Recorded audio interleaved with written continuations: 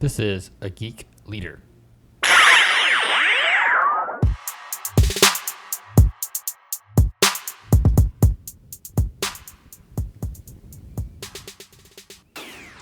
Hey guys, John Ryder back with episode 115 of A Geek Leader podcast. And today on the show we've got William Ammerman. He's the author of the book The Invisible Brand, where we talk about how artificial intelligence is kind of affecting our daily lives, and should we be concerned about the privacy? How is it affecting over-the-air transmission with television and media? And we talk a little bit about the overall impact of artificial intelligence, and we talk a lot about how some of the trends with AI advertising when it comes to A/B testing and persuasion, your personal information that's out there. We talk about something he calls psychotechnology, which I think is a really cool term. It's in the book. I highly recommend the book. I listened to it on Audible. Very good read, so definitely check that out for sure. And I'll link that up in the show notes as well. But give it up for William Ammerman. I got started because I've been developing digital media for major publishers, including Hearst Television and Tribune Media, for decades. And artificial intelligence has been a technology that has grown up in the advertising industry. And I don't think a lot of people recognize how much AI has been built by the advertising and marketing space. And I wrote the book, The Invisible Brand, specifically to shed light on that trend, to help the general public understand what has happened with their data and with artificial intelligence. And as well, I wanted to help the marketer and the advertiser catch up to using artificial intelligence if they're not already. So that was the impetus, and a career spanning 2 decades in digital advertising, marketing, coupled with substantial work in this area academically. I did a master's degree from the journalism school at UNC in Chapel Hill, where I focused heavily on programmatic advertising. And subsequently, I've done postgraduate work at MIT in their artificial intelligence labs. So pretty big overview of my career there, but it should give you some sense of where I've been and what I'm doing. So how cool is the MIT labs? Honestly, I wish that the technology had existed when I was an undergrad, because I would probably have pursued that in my undergrad. Unfortunately, I graduated college at a time before the World Wide Web was invented. And so most of these changes have occurred during my career. But I love it, and I love studying it, and I consider myself a lifelong learner. And if I could go live, eat, and work at the AI labs at MIT, I would.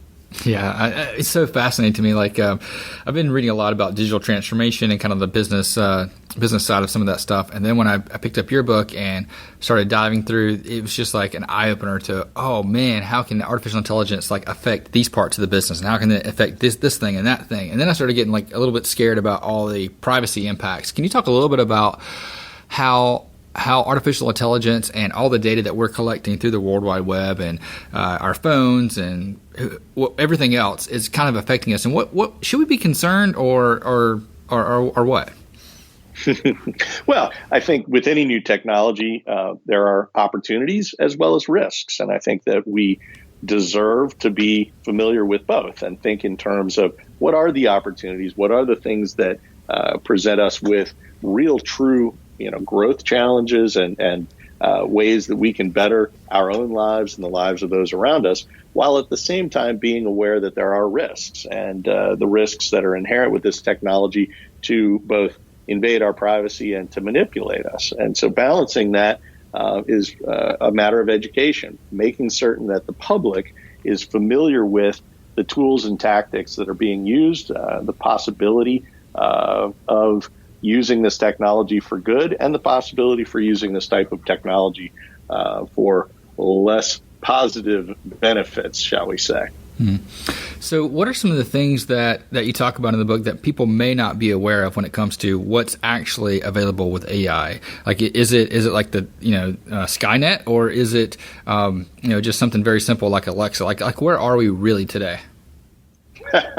Well, in true form, the movies are out a little ahead of us. So, artificial intelligence is not at the point where we are, worrying about, Skynet taking over. I like to think of it as kind of narrow applications of AI that exist today, and that kind of the general AI that you see in the movies is still science fiction.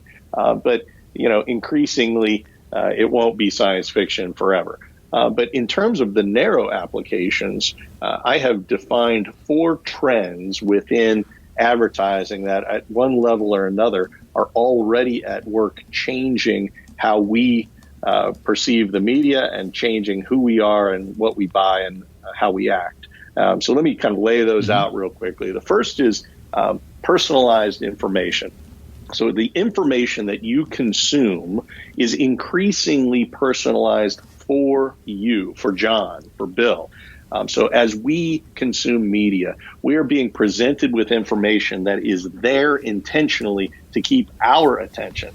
We live in this attention economy, and the longer we can keep us focused on, and keep us glued to our screens, keep us coming back to our mobile devices, the business model is that we can monetize your attention. Yeah, I first heard about that from Gary Vaynerchuk when he was talking about being an attention day trader. Oh, yeah. Gary's a smart guy. And in terms of being able to see how information is personalized, just think about if you and I were seated next to each other at the airport and, we both went to the same website at the exact same moment, we would see different ads. So you go to, the NewYorkTimes.com, I go to the NewYorkTimes.com. There might be the same news headline, but there's going to be a different ad on the page staring back at us. So that's personalization. That ad is there intentionally to persuade us. And increasingly, the news that we receive through our news feeds is personalized to us. So if you go to ESPN.com, you're going to get different scores. The games will be different. Like you'll be checking sports scores for different teams. And so they're increasingly delivering the information that we're seeking in real time based on our past history. If I like a team, I'll see their scores. You like a different team, you'll see their scores. Take that and expand that out now. So we've got this personalization of information based on what we do, who we are, where we've been in the real world, where we've been online, and increasingly information is tailored just for us. I like to say, when I graduated college, we all got the same information at the same time through broadcast media. We all listen to the same television station at the same hour to watch the news. The same newspaper is printed in mass for everyone, the same radio station, et cetera. So mass communication has become mass customization. So we've moved from an era where everybody got the same information at the same time to an era where everybody's getting information personalized to their tastes when they like it. We have moved from reading the news we need to reading the news we like. And that is a major trend powered in large part by machine learning. I'll pause there before I go on to the next 3. So real quick, I read a book probably 9 or 10 months ago called Inevitable by Kevin Kelly. And in there he talked about, in the future we'll probably have TVs that we don't watch the news in sequence like we do today. We watch it because the TV detects that our eyes are more interested in a certain story than another story, so therefore it will play a similar story. Do you see AI being kind of that customization and personalization of the news as well? Well, we're already doing that. To the degree that we're getting our news through news feeds, we're getting our news from Facebook, we're getting our news from the social media that we consume. That social media is very much delivering news based on what you like and what you're interested in. It knows that you're interested in, stories about kittens or puppies, and it's going to deliver more stories about kittens or puppies. And if it knows that you're more interested in political stories, it will deliver more political stories. Yeah. And the proxy for interest is what you click on and what you consume and what you watch. And increasingly with geospatial or geo-targeting capabilities, we're also looking at where you go in the real world and coupling that with your online data to build a more, a broader profile of who you are. Yeah. So, and you talked about that in the book when it comes to the algorithm that kind of wants you to stay on that site so they can feed you, more and better ads that are more, tailored to the things that you're interested in. That'll be more likely for you to click on it or buy that item or and that kind of thing. Absolutely. So we take the concept of personalized information. And then we move to trend number 2, which is persuasion. So when we think about persuasion, it used to be back in the dark ages that we would, lick our finger and stick it in the wind to see which way the wind was blowing. Today with persuasion, we're not so interested in guessing as we are in A/B testing messages and A/B testing subject matter to see what you actually engage with. And so persuasion has become a science. And as we think about persuasion as a science, we can now look at personalized information and say, there is science behind what information I'm being delivered. And that means that the science of A/B testing persuasive messaging is now being deployed by news organizations. It's being deployed by advertisers to change the way you think and behave. So the very information that you're being delivered, what we think of as kind of us pulling down news and information, is actually being pushed to us for a very specific purpose, to persuade us to do something. We think it's a coincidence that we're thinking about, taking a trip to the Bahamas right when the ad for taking a trip to the Bahamas gets put in front of us. But actually, the ad for going to the Bahamas was put in front of us because we've actually been consuming news stories about travel to the Bahamas, or we've been, being given information about the health benefits of relaxation. So when we think about how ads persuade us, we have to see them in terms of a larger ecosystem of information we're consuming. That ecosystem is being tracked. It is clear to the advertising community that an ad doesn't exist by itself in, kind of space. It exists in a context. And the context of the news and information that you're consuming is actually being recorded, and it's being translated by artificial intelligence into persuasive messaging to say, okay, this is a person who's in this category. They're an intender. They are intending to purchase a car in the next year. They are intending to purchase a travel vacation to the Caribbean. So as we see that context, we can start to drop ads into that context, which are persuasive for the very reason that you're already kind of in that ecosystem, or you're in that category of intention. So persuasion as a science is the second major trend powered by artificial intelligence. So could the combination of personalization and persuasion be kind of that reason why you hear so many people say that they believe their phone is always listening to them because of the ads that show up because they're talking about something? Is that really the case, or is it more like we just know so much about the other behaviors and data points that we have on you that we can, target so closely that you may believe that your phone is actually listening to you? I'm so glad you put it that way. You're absolutely right that part of this is that we've gotten so good at ad targeting that we believe our phone is listening to us, but part of it is that our phone is listening to us, right? So I tell people all the time who ask me, please put a pin in this myth that, my phone is listening to me. And I say, no, your phone is a microphone that's plugged into the internet. And you have to understand how it works. Your phone is actually capable of downloading apps, and those apps are capable of accessing your microphone, and they're capable of listening to you. Now, the phone manufacturers have some vested interest in privacy. They believe that they'll sell more phones if privacy is safeguarded. So they've started to make default settings where apps have to request and have to display very clearly when they're listening. But we're all familiar with the fact that gets abused. And of course, it takes time for the App Store to figure out when there's abuse going on and then turning apps off. So you're holding in your hand a device which is a microphone plugged into the internet that has certain safeguards designed by the phone manufacturer. But we all have to be aware that those safeguards are merely 10-foot walls, and there are constantly people trying to build 11-foot ladders to get over those walls. So it's not unrealistic for us to think that our phones are actually listening to us, because in some real cases they have been. Historically, I can give you specific examples where phones have been listening to us. And so I don't want to tell people that it's a myth. I want people to be aware that their phones can be microphones that are plugged into the internet, because in fact that has been the case in very specific examples. However, on the flip side, I also want to, acknowledge your point, which is exactly true, which is we've gotten so good at targeting ads that even when your phone hasn't been listening to your conversations, it seems like it has. How does it know?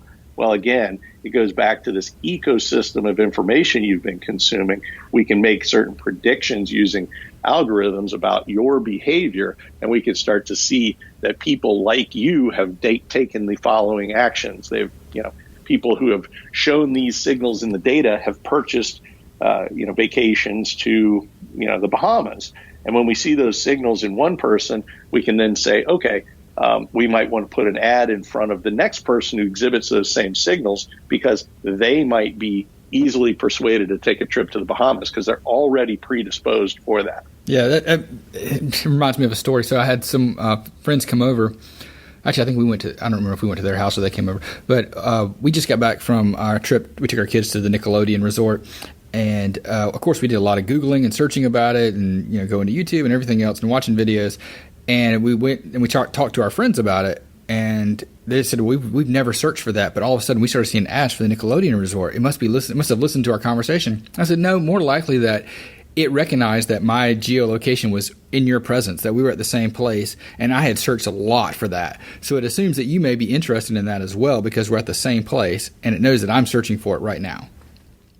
And it may have things to do with their lifestyle. It may have things to do with the fact that they have children. It may have things to do with, what other things they've been searching. Maybe they've searched for an airline ticket to that location. If they're traveling to, I don't know where the Nickelodeon resort is, but, if they're traveling to Orlando, you're going to get ads for Disneyland or Disney World, rather, because you've been, seeking travel reservations, airline reservations to that location, and you have children. Mm-hmm. So by knowing that you're seeking, airplane flights to Orlando and you have children aged, 12 and 13, that's a good prospect for somebody going to Disney World. And so by making assumptions like that, we can put ads in front of people that look like we're reading your mind. You're not reading your mind. We're understanding kind of where you are in your life cycle and where you are with your children, and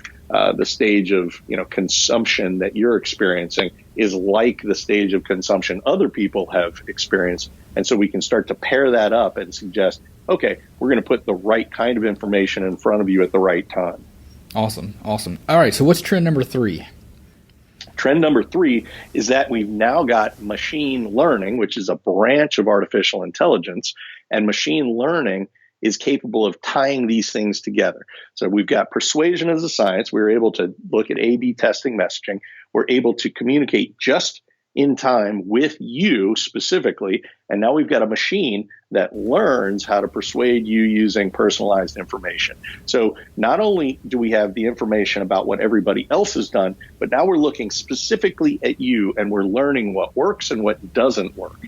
And machine learning is really a game changer when it comes to prediction, because we've moved from prediction to prescription. We're no longer just trying to predict your behaviors, but we're trying to alter and change your behaviors. And so what machine learning is really the ability to take statistical information and turn it into a kind of a reciprocal process whereby we go back and we review what happened, we review the predictions we've made, and we start to bend the curve in the direction we want by proactively changing how we're delivering information so that we can actually shift the outcomes, prescriptively. And that's a real difference. So no longer just predicting, but trying to use the algorithm to change the future behavior, to alter the outcomes so that we're not just saying that this is inevitable. We're actually changing, the outcomes towards KPIs that might fit our goals. KPIs are, key performance indicators. So if a key performance indicator is we want to sell more tickets to Disney World, well, we can take certain actions in the messaging, in the delivery of persuasive, personalized information so that you are experiencing a desire to go to Disney World rather than just us guessing that at some point in the future you might want to. We're planting that desire. So my conspiracy theorist brain keeps going into, and I'm not a political person by any stretch of the imagination, but how would this kind of effect of persuasion maybe affect upcoming elections or even past elections? There's been all kinds of rumors about, influencing through social media and things like that. Is this really a thing?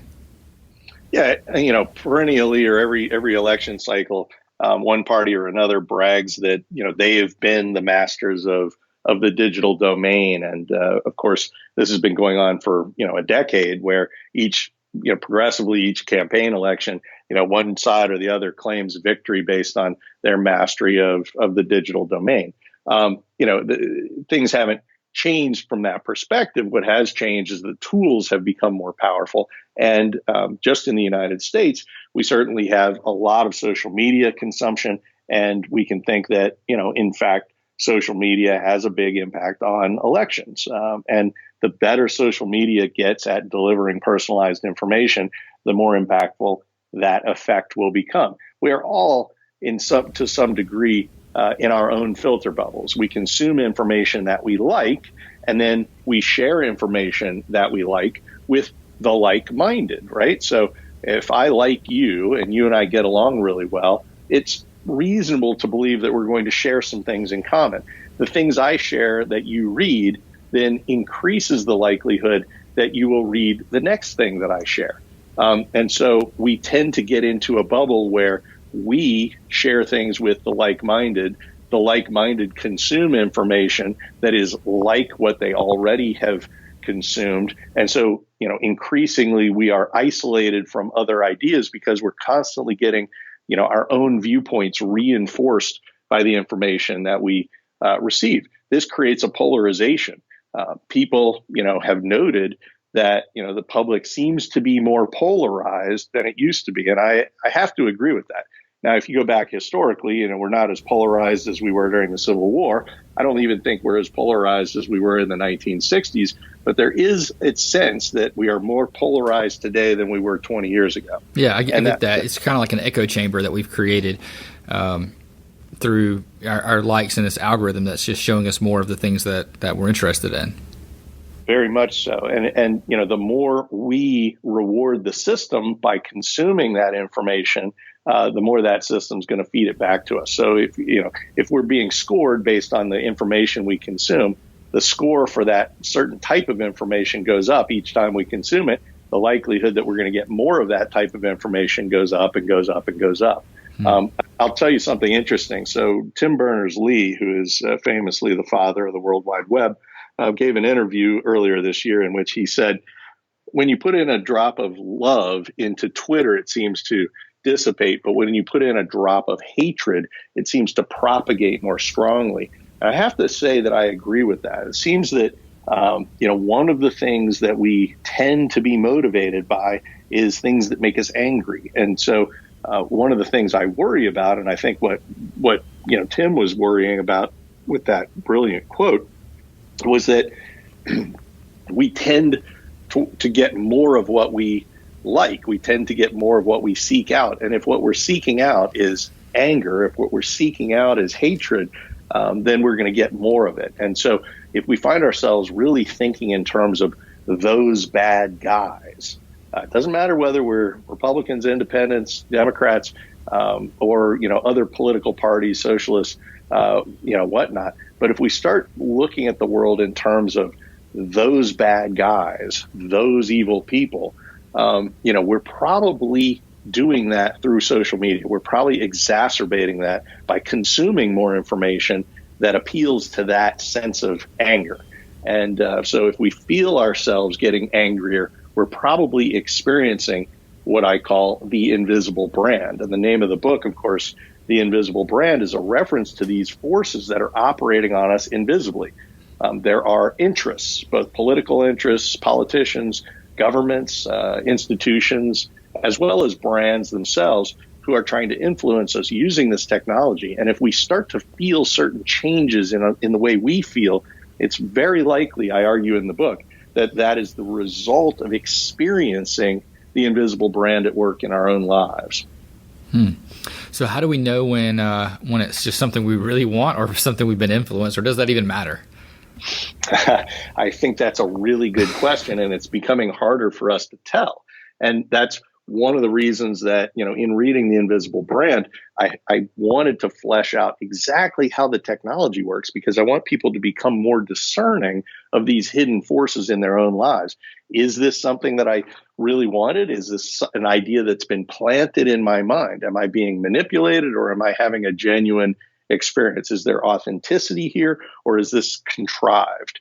And if you don't understand how the technology works, you're more likely to be a victim and unable to tell and know what to do next, based on past experiences. This experience being implanted in my brain by the technology I'm consuming. Am I being rewarded for going down the path that somebody else wants me to go down? Am I getting a little dopamine drip in my brain every time I check my Facebook post because somebody liked it, and I'm addicted to this like crack? And what is that doing to my freedom? What's that doing to my autonomy? What's that doing to my personality and kind of who I am as a human being?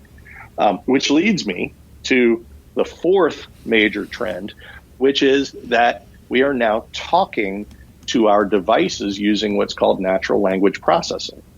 Natural language processing is another branch of artificial intelligence, and natural language processing is the ability for the machine to first decode the analog sounds into digital, and then extract signals from that digital to turn it into meaning, which the computer can then translate and turn into a response, feed that response back in the form of natural language back to the human, and the cycle repeats, so that you're having a conversation with a device that is designed to learn how to persuade you using personalized information. Yeah, I think it's such a weird trend. I have a 5-year-old, and he's got an iPad. And the other day I heard him talking on his iPad, and he was like, "So are you Siri or are you Alexa? Which one are you?" And it's like, we've come to that point. Well, more importantly, are you the Republican Party, the Democratic Party? Are you a brand? Are you Nike or Adidas? Who is it that's answering me when I ask these questions? And I think that's where we really ultimately have to go, is we have to see through this technology to recognize that there are invisible forces changing who we are through this technology. And when we think about our vulnerability to human speech, we have to understand that human speech is extremely engaging. The more human-like, the more empathetic we become. There was a tremendous study done not too long ago in which a group of study participants was asked to interact, have a conversation with a little robot. And as they had the conversation with the robot, at the end of that conversation, the control group was told to turn off the robot, and they simply reached over and turned off the robot. The study group was asked to turn off the robot, and the robot protested. It said, "Please don't turn me off. I'm scared of the dark." And when it said, "I'm scared of the dark," a large number of the study participants refused to turn it off. Well, you can exacerbate this effect by, increasing the amount of time that people actively engage with these devices. So what is it about our empathy? We're starting to project our own experiences, being scared of the dark, onto a device that would have no such experience. And yet we're able to project that in an empathetic way that makes us believe at some deep level that this device is experiencing being afraid of the dark. And so, of course, it was just programmed to say that. But our brains translate our own experiences and empathetically project that onto the device. Well, that opens us up. That makes us more vulnerable to persuasion when we are empathetic. And that empathy that we're experiencing means that by talking to these devices, we are more open to being persuaded by machines that learn how to change our behaviors using our personalized information. Wow. So basically we're building an emotional connection to artificial intelligence. Yes, that's exactly it. And I actually thought real hard about what to call that. I asked several people, I said, if you were having a conversation with a device, a technology that learns how to persuade you using personalized information, what name do you give that? And it was really stunning to me how many people looked at me and said, I have no idea. And the truth was, I didn't have any idea what to call that either. So I had to make up a word. I said, well, what about calling it psychological technology? After all, it's technology that's operating on you psychologically. And then I made a contraction of those two words and came up with psychotechnology. So I had to kind of steal psycho back from Alfred Hitchcock and say it's not psychopath, but it's psychological. And, maybe it is. Who knows? Well, I would say that there's plenty of people who are scared of this technology, and they're going to interpret that negatively. But I really did just invent the word simply to say, in order for us to think about this, in order for us to talk about this, in order for us to have a rational dialogue as a society, we probably need to give this a name and start saying, what do you think about psychotechnology? What do you think are the risks? What do you think are the benefits? And by having a word, by giving it a name, we can start to have a rational dialogue so that everybody understands what we mean when we say psychotechnology.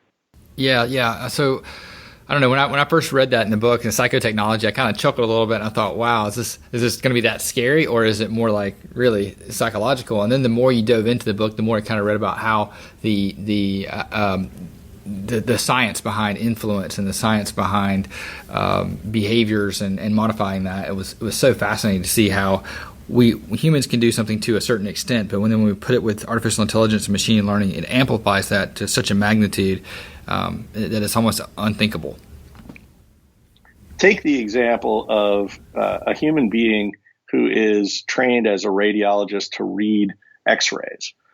We would think that somebody who is exposed to X-rays on a daily basis, maybe they read a dozen X-rays a day, maybe a little bit more.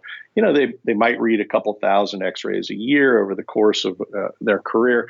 Maybe they can see 100,000 X-rays. Now, if they're learning from 100,000 X-rays, imagine what a computer could do if exposed to billions, with a B, billions of X-rays. In using supervised learning, we can teach that computer, this is a fracture, this is not a fracture, this is a tumor in the bone, this is not a tumor in the bone, this is decalcification, this is not decalcification. Over time, we can very quickly see that a computer might be much better at reading X-rays than a human being. And in fact, we're very much headed in that direction. So there are opportunities where we can see that this technology can learn to take something like reading an X-ray and actually exceed a human's potential. Now, I, as somebody who might eventually need an X-ray, would be excited by the prospect that a machine might learn to be more accurate than a human being at reading my X-rays, at detecting disease. And in fact, that might be really exciting when it comes down to persuading me to change a behavior that is perhaps damaging my bones. Maybe I need to be persuaded to take a calcium supplement because I've seen, the machine has determined that there's a deterioration in my bones. Well, I'm okay with that level of engagement and interaction with the machine. If it's promising, that it's going to make me healthier, I'm going to live a better life, I'm going to overcome disease, I can quickly see the benefit of using artificial intelligence to persuade me to change behaviors that might otherwise be negative. I can see that same example across a whole range of healthcare outcomes, where aggregating data across disease vectors from large sample groups might in fact yield better results. And that's exciting to me. I look at that and I say that's a very positive outcome. On the frightening side, I don't necessarily want information about my health shared broadly. I don't want to be manipulated. I don't want the same company that's diagnosing my disease to be selling me the cures, because I fear that they might intentionally trick me into believing I've got a disease that I then pay them lots of money to cure, when in fact I didn't have the disease at all. So can this be misused? Absolutely. So we simultaneously see in healthcare the opportunity, but also the risk of using data maliciously. And I think that's a really good example where people can start to project in their own lives. Yeah, I can see the benefit, but I can also see the danger of psychotechnology at work in my own life. Yeah, that's a really good example, and yeah, I definitely would like the AI scanning my X-rays for sure. But I'm not so sure I want them scanning all of my my emails.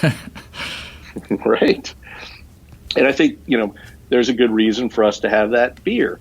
Anybody that has used Gmail should be aware that, the information that you share in your Gmail account has been available for ad targeting. And, even if Google insists that they're not using personalized, personally identifiable information, PII, they're at a minimum aggregating data into large data pools that suggest that this data pool is full of people who are in market for a trip to Disney World. And if you've written about or talked about going to Disney World in an email, you might be getting, Disney World email blasts or Disney World ads delivered to you.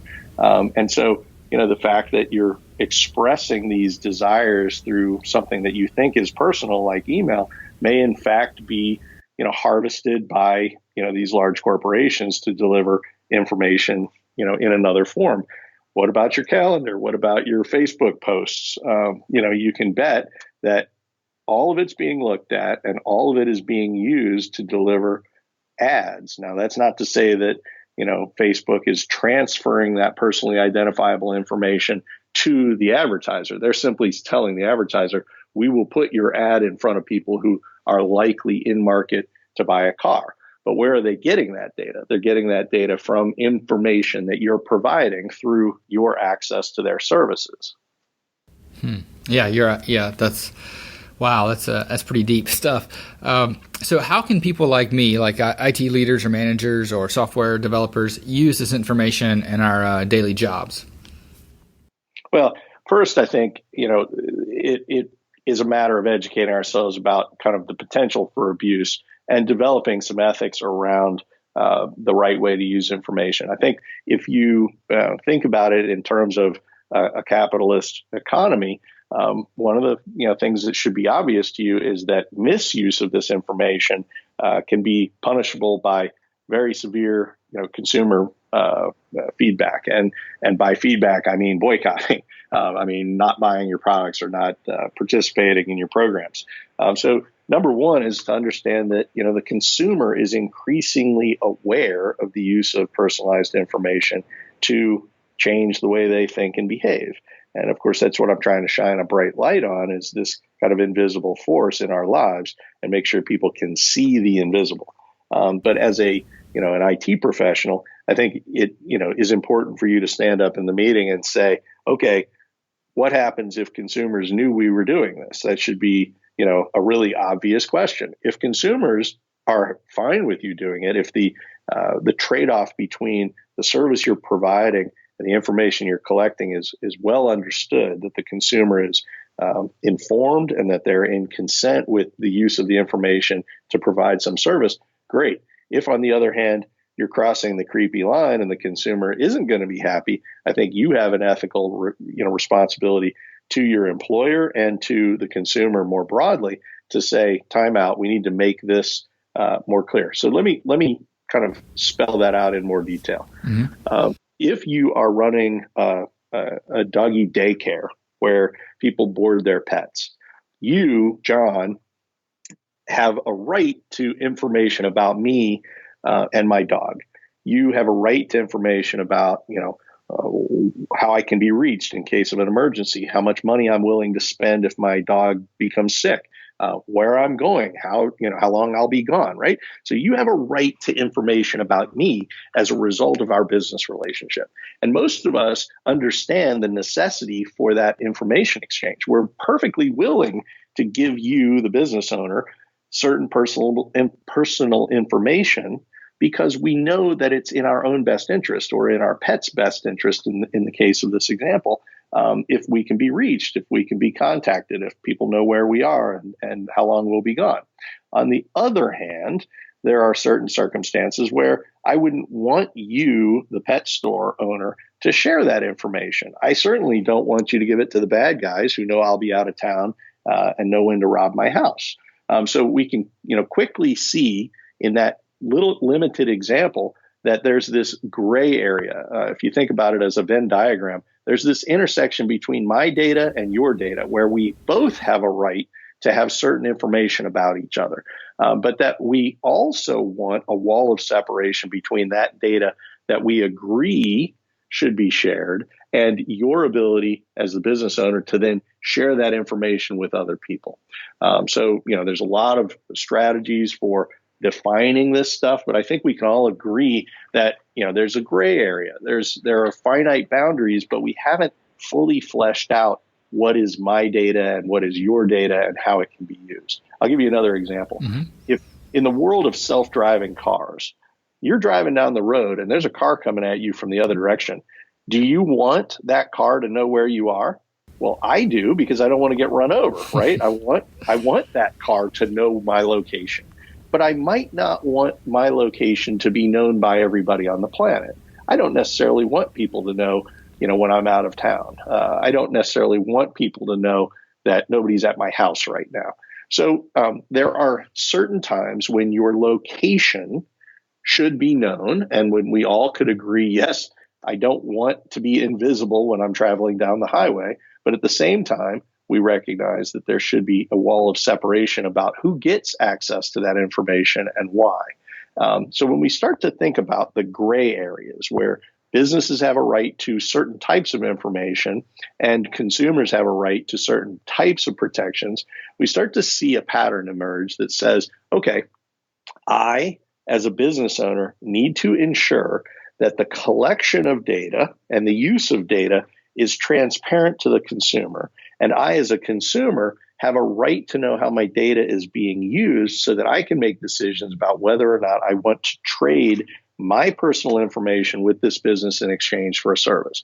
We all enjoy the right to have products delivered to our doorstep overnight, right? But we might disagree with that same business sharing information about what I've been ordering and buying with other companies. And so the more transparent we can be as businesses and making the exchange of our personal information in exchange for some service, the more visible we can make that transaction, the better it is for everyone. So as IT executives, as people that are building these systems, as people who are managing data on a high level, I think it behooves you to ask yourself, if the customer knew I was using data this way, would they be happy about it?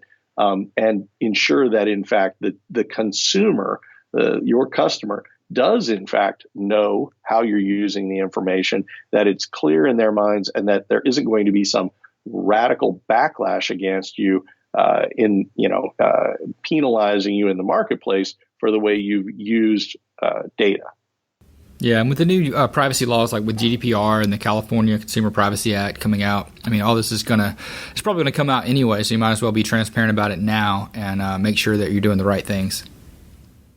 I 100% agree, and fortunately, GDPR and the California law were both underway at the time when I wrote the book, so the book does cover those. But I think there are going to be modifications, iterations, and even changes in international law to regulate this stuff in the coming years. And I do see a point where consumers are better protected, and that there are clearer boundaries about what is my information and what is your information, and where we draw those lines. But I also think there's potential that certain state actors, governments, can really abuse this. And I'll use the example that I used in the book.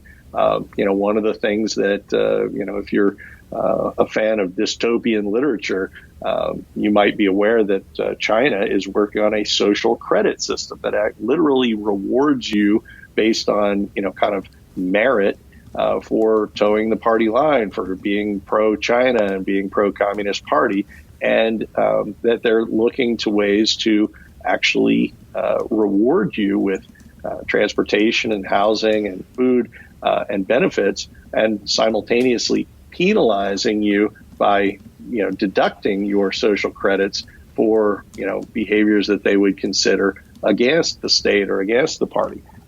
In the West, we are, by our instinct, feel like that's really scary stuff. That's what Orwell was warning about. That's dystopian, and yet this is a government that, in fact, rules a quarter of the world's population, and they are actively, building this.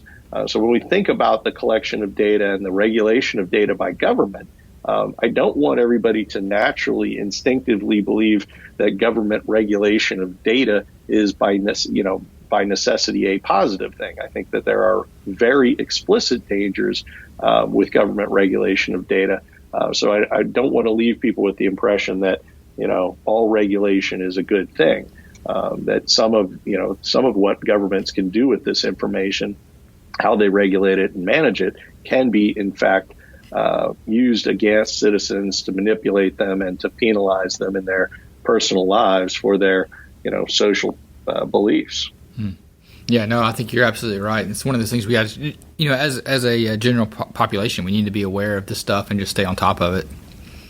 I think of regulation like stop signs. I think that, stop signs are really important at intersections to keep people from crashing into each other. Stop signs and regulation is less important in the middle of expressways. We certainly wouldn't want to litter our expressways with stop signs. You stop every 20 feet, traffic grinds to a halt, nobody gets anywhere, right? Mm-hmm. So, recognize that regulations aren't by nature good or bad, that in some circumstances, in the right circumstances, regulations save lives, that they allow for the free flow of commerce, that they prevent car accidents. But we don't want to put stop signs at the bottom of lakes. We don't want to put them in the middle of national forests where they're senseless. And then the worst case scenario, we don't want to, put them all over the highway where they in fact create, a counter productive result. And so when we think about the regulations that we're considering for regulating privacy, regulating speech, regulating the internet in general, we have to recognize that there are good regulations and bad regulations, just like stop signs, and be discerning about the unintended consequences of our actions now as we kind of find our way forward in a regulatory environment, thinking about how to apply the right laws to information and data on the internet. Yeah, it's been really good. William, if you don't mind telling people how they can find out more about you and where they can pick up your book and connect with you. Yeah, you can simply tell Alexa, buy The Invisible Brand by William Ammerman. You can find it online at Amazon and Barnes & Noble, on Audible if you like audiobooks. And there is, of course, ebook versions available. And you can also go to my website, which is my first initial, W for William, and my last name, Ammerman, AMMERMAN.com. So Wammerman.com to find out more about the book, more about psychotechnology, to visit my blog and some of the other projects I'm working on. Awesome. And we're going to link all that up in the show notes at geekleader.com so people can find it there as well. And, man, it's been a lot of fun. Thanks for coming on. I appreciate it. Thank you. Hope you guys enjoyed that episode with William Ammerman.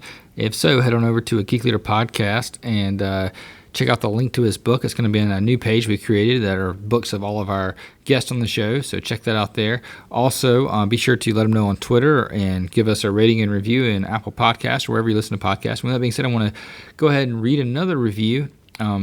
And this one is from Jay Barshop, and it says, awesome show, highly recommended. John and his guests provide incredible, actionable, and compelling content, spotlight some of the best practices and insights on how to become a better leader and, more importantly, a better overall person. I highly recommend listening and subscribing to a Geek Leader podcast if you want knowledge and mindsets to lead, purpose, and reach your overall goals as a result. Well, thank you, Jay, for that. I greatly appreciate it. And if you want your review or rating read on the show, just go ahead and leave one on Apple Podcasts, and you can find a link to that at geekleader.com/subscribe. And we'll catch you guys next week.